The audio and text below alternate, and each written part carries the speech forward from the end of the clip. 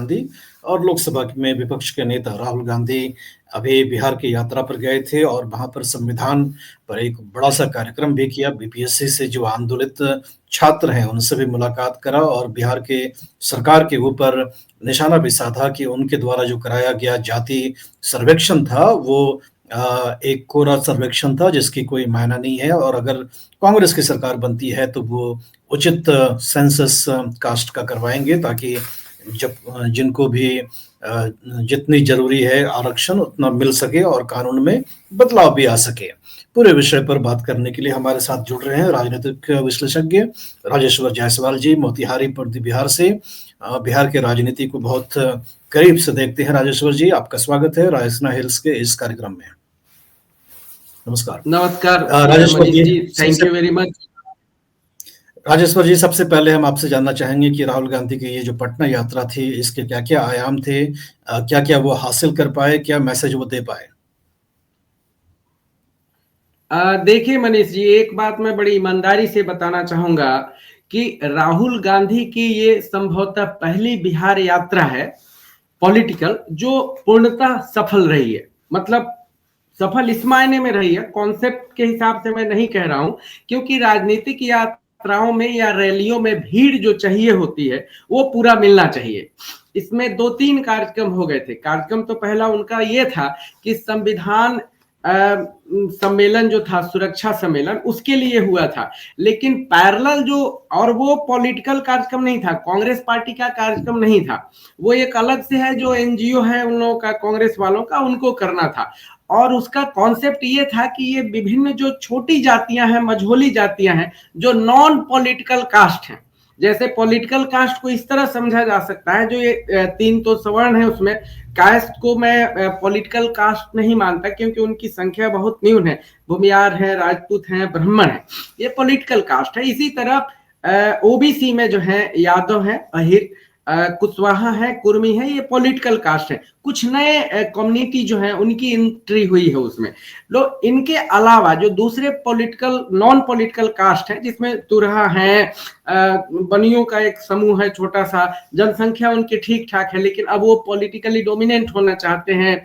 और भी बहुत सारे कास्ट हैं, जैसे ठठेरा है, बढेरा है, तुरहा है, कानू है, हलवाई है, बहुत मतलब सैकड़ों जातियां हैं, उनको बुलाने का था। उसमें एक चीज और है, जैसे मुसहर लोग हैं जो दशरथ मांझी हैं, दशरथ मांझी जैसे मांझी जी जो है मंत्री हैं, जीतन राम मांझी, दशरथ मांझी वो है जिन्होंने 20 किलोमीटर का पहाड़ काट के बनाया था, रास्ता बना दिया था, बहुत ज्यादा 22 साल लगे थे उनको।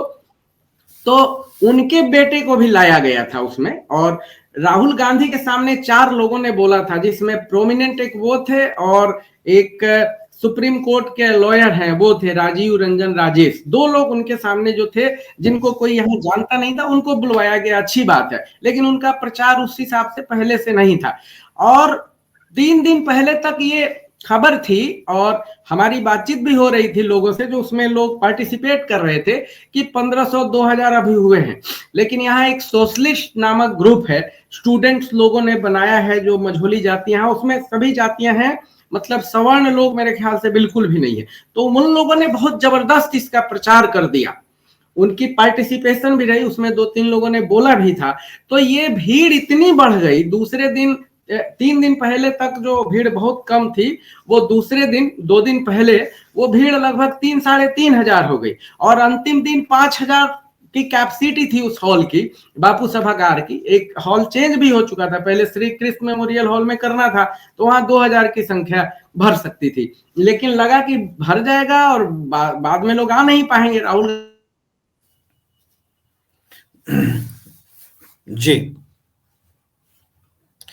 जी, तो राहुल गांधी का जो कार्यक्रम था पटना में वो काफ़ी सफल रहा, ऐसा राजेश्वर जी बता रहे हैं कि काफ़ी बड़ी भीड़ वहाँ पर आई और एक नया समीकरण और एक नया प्रयोग करते हुए राहुल गांधी दिखाई पड़ रहे हैं।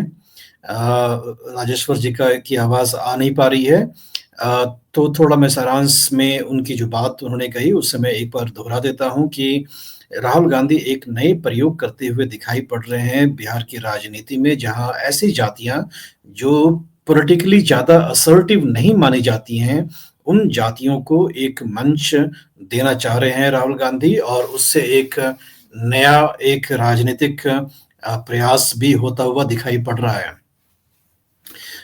नया इसलिए क्योंकि संविधान के ऊपर एक चर्चा था वहाँ पर, और राजेश्वर जी ने कई सारी जातियों का नाम लिया कि ये जातियाँ वहाँ पर पॉलिटिकली असर्टिव पहले नहीं थी, लेकिन उनकी संख्या कई सारे विधानसभाओं में काफ़ी हैं, और ऐसी हैं कि वो चुनाव में अपना असर डाल सकती हैं। तो कहीं न कहीं राहुल गांधी का ये जो प्रयोग है, इन जातियों को शक्ति देने का है, राजनीतिक शक्ति देने का है, और इससे एक चलिए बीच में मैं एडिट कर दूँगा इसको।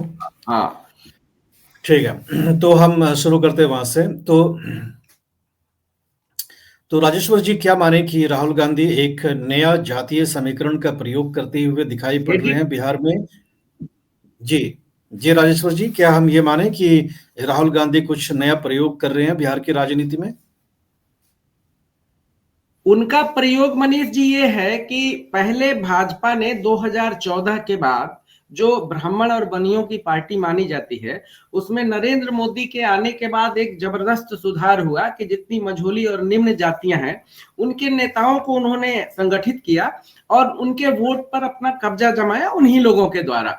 अब ये काम 10-12 सालों 15 सालों के बाद, या यूं कहें कि 70-80 के दशक के बाद राहुल गांधी करना चाह रहे हैं, क्योंकि पहले माना जाता था कि मुस्लिम, ब्राह्मण और दलित जातियों को मिल करके और उनके वोट को मिला करके कांग्रेस काम करती थी, ठीक है। और वही काम अब राहुल गांधी कर रहे हैं, देर से ही सही लेकिन दुरुस्त आ रहे हैं वो। अब देखिए उनसे जुड़ता कितना लोग है।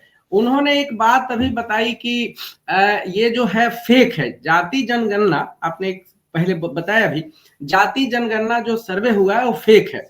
ये पहले भी उन्होंने एक बार और कहा था बिहार में, जब पदयात्रा वो कर रहे थे, उन्होंने इस तरह बोला था कि नहीं, मैंने कहा था कि नीतीश जी आपको करना पड़ेगा।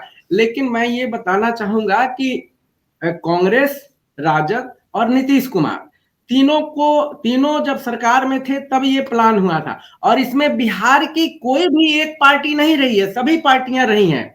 भाजपा भी रही है, जब वो राष्ट्रपति से मिलने लोग गए थे, भाजपा भी रही है, कांग्रेस भी रही है, चिराग पासवान भी रहे हैं, सभी लोग रहे हैं, राजद तो है ही। लेकिन ये ब्रेन चाइल्ड, ये जो प्रोग्राम है जाति जनगणना वाली, वो नीतीश कुमार का ही है, और शरद यादव वहां उठाते थे, नीतीश कुमार यहाँ कराते थे, और उन्होंने करके डाटा रिलीज भी कर दिया, और 65% के लगभग जितना था उन्होंने नौकरियों में अनाउंस भी कर दिया कि अब हम दिए जा रहे हैं, और उसमें कुछ काम हुए भी। लेकिन लोग सुप्रीम कोर्ट चले गए, वो कैंसिल हो गया, और उसमें जो वैधानिक रूप से जो वो डालना है पार्लियामेंट में कानून बना करके, मेरे ख्याल से अनुसूची 9 में वो नहीं डाला गया है, इसको करेक्ट किया जा सकता है, उसमें नहीं डाला गया, इसलिए वो कैंसिल हो गया। लेकिन नीतीश कुमार ने ये अपना काम कर लिया। अब पता नहीं कौन राहुल गांधी जी को मिसगाइड किया, नहीं पता, क्योंकि उनपे ये सवाल उठ जा रहा है कि भाई कर्नाटक में आपने जो है कराया है तो वो डाटा आप रिलीज नहीं कर रहे हैं, और बिहार के विषय में फेक बता रहे हैं। गड़बड़ियां जरूर हुई हैं मनीष जी, गड़बड़ी इसमें जरूर है, लेकिन ये सरकार के स्तर पे कम और निचले स्तर पे जो लोग सर्वे करने जा रहे थे उनके द्वारा है। जैसे आप देखिएगा, मेरी बहुत लोगों से बात हुई थी कि कई बार 8-8, 10-10 गाड़ियां होती हैं किसी मोहल्ले में, या किसी परिवार में 3 गाड़ियां हैं, लेकिन ये बोलते हैं लोग कि ये मेरी गाड़ी नहीं है, मेरे फूफा जी का है, चाचा जी का है, मामा जी का है। इस तरह की बातें भी यहाँ थी, या बहुत लोग अपना इनकम छुपाते थे, या बहुत लोग खेत है वो सब कुछ छुपाते थे, बहुत कुछ नहीं बताते थे। तो सरकार के पास तो सारे डाटा होते हैं कि कौन किस जाति का है।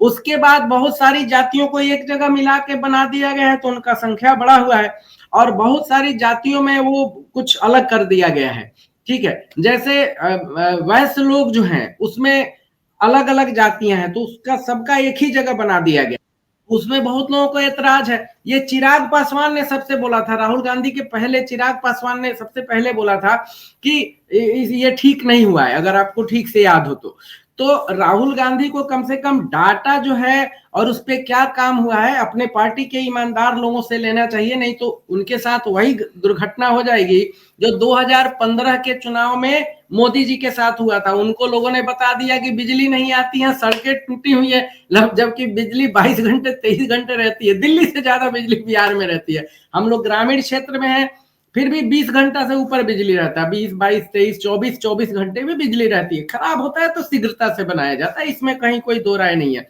इनको स्मार्ट मीटर वाला जो मामला है उसको लेकर सड़क पर जाना होगा गांव में, क्योंकि दुगना, मिनिमम दुगना हो गया है लोगों का। हम लोग का भी जहां 700-800 रुपए आता था वो 1500-1600 तक जा रहा है। वो स्मार्ट मीटर लगने के तुरंत बाद, रेट नहीं बढ़ा है, रेट पुराना ही है, मतलब जब का है तब का। तो ये सब मुद्दे, और इनको एक बात आपको बता रहा हूं, ये पटना में करने से कुछ नहीं होगा, इनके पास लोग नहीं है। इसके पैरेलल में जो कांग्रेस में किया गया उसमें भी बहुत भीड़ थी, लेकिन वो कांग्रेस के लोगों ने एक तरह से उसको काउंटर करना भी कह सकते हैं कि हमारा भी प्रोग्राम लगे, राहुल गांधी की नजरों में आए, इसलिए लोगों ने किया। और जिले जिले से लोगों को बुलवाया, गाड़ियां भेज करके बुलवाई गई, या जो जिला अध्यक्ष हैं, जो पैसे वाले लोग हैं, उन लोगों ने गाड़ी दी और बुलवाया था उनको। ये सब काम हुआ है, वो भी प्रोग्राम सफल था। बनारस से भी लोग आए थे, उसमें गोरखपुर से लोग आए थे। देखा मैंने एक लड़की को बनारस में, वो कुछ मुकदमा वगैरह हो गया था, वो आरएसएस वालों ने कर दिया था कुछ, तो वो भी लड़की आई थी, उसने राहुल गांधी को माला पहनाने में भी वो साथ में थी, तो वो देखा था हमने। इनको जमीनी स्तर पर कांग्रेस को, राहुल गांधी को जिलों जिलों में जाना होगा। मतलब महीने में एक बार अगर वो आए बिहार में और अलग अलग जिलों में जाए, ये ना केवल जहां पे केवल अल्पसंख्यक है वहीं नहीं, सभी जगह जाना होगा, तब इनके कार्यक्रमों को सफलता मिलेगी। इनके पास कार्यकर्ता बिल्कुल नहीं है। इनके पास जो पुराने लोग हैं कांग्रेस के, बहुत पुराने, जो अब बुजुर्ग हो गए हैं, 70 साल, 75 साल, 80 साल के हैं, वो कांग्रेस को अब भी उसी तरह प्यार करते हैं, और राहुल गांधी को उसी तरह प्यार करते हैं लोग जैसे घर में बहुत नन्हे मुन्ने और खूबसूरत से बच्चों को प्यार करते हैं, ये है उनके साथ। लेकिन जनता का और वोटरों का जो बहुत बड़ा दायरा है वो अभी भी कांग्रेस से दूर है, और उनके लिए बहुत स्पेसिफिक प्रोग्राम बनाकर जाना पड़ेगा। तो राजेश्वर जी, राहुल गांधी ने बीपीएससी से जो आंदोलित छात्र हैं उनसे भी मुलाकात करी, और दिल्ली चुनाव के काफी चुनावी कार्यक्रम काफी चल रहे हैं, उस बीच में वो बिहार गए। तो जो अक्टूबर महीने में विधानसभा का चुनाव होना है, तो क्या ऐसा मान सकते हैं कि राहुल गांधी काफी सीरियस नजर आ रहे हैं, क्योंकि नीतीश कुमार ने जिस तरह से इंडिया ब्लॉक छोड़ करके बीजेपी का दामन थामा, तो एक कहीं न कहीं चैप्टर अधूरा रह गया है जिसे वो पूरा करना चाहेंगे। जी, मैं ये कह रहा हूं मनीष भाई कि राहुल गांधी पूर्णतः सीरियस हैं। केवल उनके सीरियस होने से काम नहीं चलेगा। सीरियस किसको होना होगा? उनके जो यहाँ जिलों के अध्यक्ष हैं, ब्लॉक के अध्यक्ष हैं, उनको होना पड़ेगा।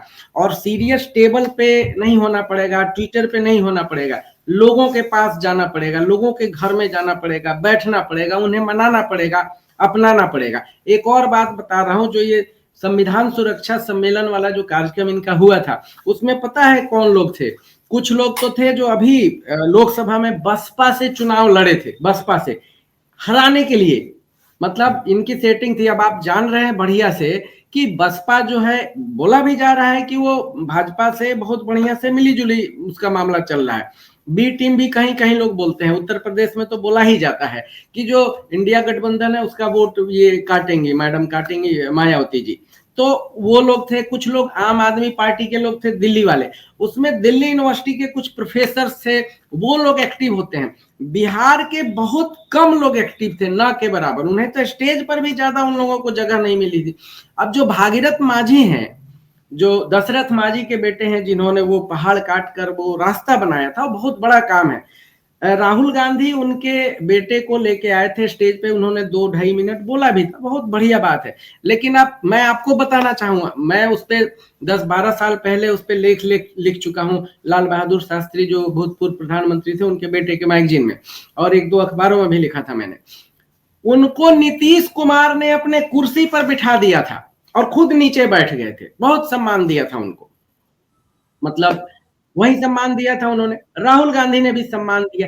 ये सम्मान उन्हें बहुत लोगों को देना पड़ेगा, जोड़ना पड़ेगा, और बिहार के लोगों को इस कार्यक्रम से जोड़ना पड़ेगा। दिल्ली यूनिवर्सिटी के प्रोफेसर जो हैं, उनका मामला जो है मनीष जी, वो हवा हवाई होता है। यहाँ आपको एग्रीकल्चर पर बात करनी होगी, यहाँ सरकारी स्कूल की सुविधाएं जो है उस पर बात करनी पड़ेगी और बच के बात करनी पड़ेगी, क्योंकि कांग्रेस ही यहाँ सबसे ज्यादा 90 के पहले कांग्रेस ही सत्ता में थी। 2-2.5 साल जो है वो जनता पार्टी की सरकार थी, उसके बाद और पहले मैक्सिमम जो है कांग्रेस की सरकार थी। तो आपको लोग सवाल भी उठाएंगे कि भाई पहले आपने ये क्यों नहीं किया, तो उनको सॉरी भी बोलना पड़ेगा, फिर आगे जाना पड़ेगा कि हम ये अब बिहार के युवाओं को जोड़ना पड़ेगा। दिल्ली यूनिवर्सिटी के प्रोफेसर और वहां के एक्टिविस्ट अगर चाहेंगे कि हम इस कार्यक्रम को सफल बना लेंगे, तो राहुल गांधी को देखने और मिलने के हिसाब से तो लोग जा सकते हैं, वोटों का जुगाड़ नहीं हो पाएगा। और इस डेमोक्रेसी में जहां वोट का है, प्रजातांत्रिक प्रणाली में वोट नहीं मिलते हैं, आपकी सरकार नहीं बनती है, एमएलए एमपी नहीं बना पाते हैं, तो फिर उसका कोई मतलब नहीं है। राजेश्वर जी, जब 2020 का विधानसभा चुनाव हुआ था बिहार में, तब कांग्रेस काफी मजबूत सी दिख रही थी, हालांकि कम सीमित जगहों पर ही, क्योंकि इनका जनाधार काफी सीमित हो गया है, खास करके मुस्लिम बाहुल इलाकों में पार्टी जो है अपना जनाधार खोजती हुई दिखाई पड़ रही है। अब जब विधानसभा चुनाव अक्टूबर में होने वाला है और प्रशांत किशोर भी एक फैक्टर के रूप में बिहार के राजनीति में आ रहे हैं, तब कांग्रेस की क्या गुंजाइश आप देख पाते हैं बिहार की राजनीति में, और स्ट्रैटेजी के रूप में कांग्रेस को क्या करना चाहिए और क्या अभी नहीं कर रही है जो और करना चाहिए इनको? मनीष जी, एक चीज बताना चाहूंगा मैं, आपने 2015 की बात की। 2015 में कमान नीतीश कुमार के हाथ में था और कांग्रेस का स्ट्राइक रेट बहुत ही बढ़िया था, 40 में से 27 सीटें जीती थी, और जो 20 में हुआ था उसमें 70 सीटें मिली हुई थी, 70 में से 19 जीता लोगों ने। और अब राहुल गांधी के हाथ में है, यहाँ मदन मोहन झा जी थे और अभी अखिलेश सिंह जी हैं। ठीक है, अखिलेश सिंह जो अपने बेटे को चुनाव लड़ाने के लिए खूब मेहनत भी करते हैं, 2 बार में वो हार गए, वो जीते नहीं, आकाश सिंह जी जीते नहीं है। तो मुस्लिम इलाके में कांग्रेस प्रयत्न कर रही है, जिसपे सबसे ज्यादा कब्जा जो है अभी वो राजद का है। ठीक है, नीतीश कुमार को भी मुस्लिम वोट देते हैं, लेकिन पसमानदा वोट देते हैं। जो पसमानदा मतलब जो SC ST और OBC के मुस्लिम है वो देते हैं। उनके लिए बहुत कुछ किया भी है नीतीश कुमार ने, जमीनी स्तर पर काम भी किया है और प्रतिनिधि भी दिया है। पासमानदा का एक बहुत बड़ा हिस्सा है जिसका आरोप जो लोग लगाते रहे, लालू प्रसाद पर भी और कांग्रेस पर भी, कि ये फॉरवर्ड जो लोग थे या संभ्रांत जो लोग थे पॉलिटिकली, उनको टिकट वहां से मिलता था। पदयात्रा जो हुई थी बिहार में राहुल गांधी जी की, वो भी उसी क्षेत्र में हुई थी, सभी जगह नहीं हुई थी। तो उनको कार्यक्रमों का अनाउंसमेंट करना होगा, जाना होगा और बताना होगा कि भाई हम आपके साथ भी हैं, क्योंकि नीतीश कुमार ने डिवाइड कर दिया है, OBC में भी डिवाइड कर दिया है और SC ST में भी डिवाइड किया है और पसमानदा लोगों के लिए भी काफी कुछ किया है। तो उसको तोड़ना पड़ेगा। नीतीश कुमार की ही कॉपी मारी है इन्होंने, मोदी जी ने। पसमानदा की बात वो जहां जाते हैं करते रहते हैं कि भाई कुछ ही लोगों के लिए काम हुआ है, सबके लिए नहीं हुआ है। तो इसमें जो विपक्ष है, मतलब राहुल गांधी के भी विपक्ष में जो लोग हैं, वो उस पर बोलने के लिए तैयार हैं और काम भी पहले कर चुके हैं।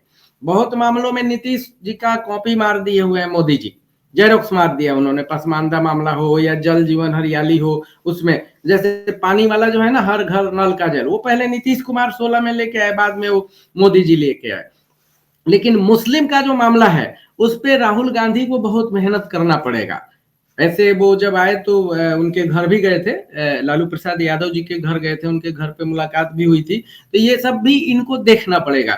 वो किशनगंज चले गए थे और जहां जहां जो सीमांचल है उधर मुस्लिम लोगों की जनसंख्या बहुत ज्यादा है, उधर चले गए थे। उधर कांग्रेस को सीटें भी मिली हुई हैं, दो सीटें मिली हुई हैं, कटिहार से और वहां से किशनगंज से। तो वो उनको देखना पड़ेगा, काम करना पड़ेगा, क्योंकि विधानसभा में जब तक वो 60-65 सीट नहीं लाएंगे तब तक गाड़ी तेज नहीं चलेगी। राजेश्वर जी, 2025 कांग्रेस ने तय किया है पार्टी को मजबूत और विस्तार करने का। तो बिहार उन राज्यों में से है जहां की कांग्रेस ने अपनी सत्ता भी खोई है और जमीन भी खोई है। लेकिन जो बिहार स्तर पर हम कांग्रेस का नेतृत्व देखते हैं वो शायद उसमें वैक्यूम सा दिखता है। तो क्या सिर्फ राहुल गांधी के वहां जाने आने से काम चल जाएगा या नेतृत्व की भी तलाश करनी पड़ेगी? नेतृत्व की तलाश करनी पड़ेगी, क्योंकि मैं बता रहा हूं जमीनी स्तर पर जो है अखिलेश सिंह भीड़ तो जुटा लेते हैं, उनके अपने लोग जो हैं वो बहुत मेहनत करते हैं, क्योंकि अखिलेश सिंह मुखर लीडर हैं और बातचीत बहुत बढ़िया से करते हैं, बातचीत में कोई एरोगेंस नहीं दिखता। तो अखिलेश सिंह जहां एक बार जाते हैं लोग उनसे प्रभावित होते हैं, वोटर नहीं, लोग, उनके अपने लोग, ठीक है, स्वजातीय लोगों की संख्या भी उसमें ज्यादा है, तो वो लोग बहुत ज्यादा उनके प्रति डेडिकेटेड रहते हैं। और ऐसे भी जो दूसरे भी लोग होते हैं जिनसे वो एक बार दो बार मिले हैं, उनका डेडिकेशन उनके प्रति रहता है, लेकिन उससे नहीं होगा। आपको जिले स्तर पर, ब्लॉक स्तर पर, पंचायत स्तर पर जाना पड़ेगा। दूसरी एक बात जो है, कांग्रेस क्यों कमजोर है, कांग्रेस के पास बिहार में संसाधनों की बहुत कमी है। भाजपा वाले सबसे ज्यादा संसाधन युक्त हैं, उनके पास कोई भी प्रोग्राम हो, किसी भी चीज की कमी नहीं होती है, लेकिन कांग्रेस में ये कमी है, उनको संसाधन देना पड़ेगा, क्योंकि खुद जब नए तरीके से, इवन संसाधन के मामले में राजद भी संसाधन जो है वो अवेल कराती है अपने लोगों को, मतलब जिलों में उन लोगों ने जिसको भी बनाया है तो वो लोग इस पर खर्च करते हैं या मिलजुल के काम करते हैं, जैसे भी हो, लेकिन उनके पास संसाधनों की कमी नहीं है। मीडिया में भी यहाँ कांग्रेस का कोई प्रेजेंस नहीं है, ठीक है, जैसे मान लीजिए दिल्ली मीडिया में बहुत सारे यूट्यूबर्स हैं जो पुराने जर्नलिस्ट थे, जिन लोगों ने अन्ना आंदोलन के टाइम में कांग्रेस को समाप्त करने की या उसकी सरकार की विदाई की कसम खाई थी या उस पर जोर लगाया था, वही लोग आज कांग्रेस के साथ हैं। इसी तरह बिहार में यूट्यूबर ही सही चाहिए, उसको ज्यादा फोकस मिलता नहीं है कांग्रेस को यहाँ मीडिया में, यूट्यूब पे भी या अखबारों में, तो उनको कम से कम 200-400 लोग ऐसे तैयार करने पड़ेंगे बिहार में संसाधन के साथ, जो कांग्रेस के लिए करें उनकी नीतियों को, जो यूपीए 1 और 2 में मनरेगा है, राइट टू फूड है, राइट टू एजुकेशन है, इस तरह के सैकड़ों प्रोग्राम जो कांग्रेस ने चलाए थे, सफल असफल होने की बात अलग है, उस पर काम करें, उस पर बात करें। और जो नई नीति कांग्रेस ने बनाई है वो सामाजिक न्याय के हिसाब से, न्याय योजना के हिसाब से, न्याय योजना जो है उसकी बात कोई नहीं करता है, यहाँ कोई जानता भी नहीं ठीक से, या राहुल गांधी जो जो चीज लाते हैं उसका प्रचार नहीं है सर यहाँ पे बहुत बढ़िया, जैसे तेजस्वी करते हैं, तेजस्वी की जो बातें हैं गांव गांव घर घर में, मैंने खुद देखा है, माई बहन योजना वो लेके आ रहे हैं, 2-2,500 रुपया वो देंगे अगर सरकार उनकी बनेगी 25 में, तो घर घर में रात रात तक जो उनकी महिला अध्यक्ष हैं, 1-2 जिलों में मैंने देखा है वो जा रही हैं, और जो पढ़ी लिखी महिलाएं हैं उनसे भी मिल रही हैं, जो अनपढ़ महिलाएं हैं उनसे भी मिल रही हैं, उनकी भाषा में उनको समझाया जाता है कि इसका क्या फायदा है। इसके साथ साथ ये भी बता दिया जाता है कि तेजस्वी जो थे उन्होंने कितना काम किया था, नौकरी दिया था, उनके ऊपर कोई भ्रष्टाचार का उस समय आरोप नहीं लगा था। तो इस तरह का प्रचार कांग्रेस का कुछ नहीं है, करना पड़ेगा। उनके जो पुराने लीडर्स हैं उन्हीं के हाथ में सब कुछ है, और वो अभी भी इलिटिज्म से ग्रस्त हैं, अभी भी वो संभ्रांतवाद से या वैशिष्टवाद से ग्रस्त हैं कि हम किसी के पास क्यों जाएंगे। उनको इस मनः स्थिति से बाहर निकलना पड़ेगा, तब उनको फायदा होगा।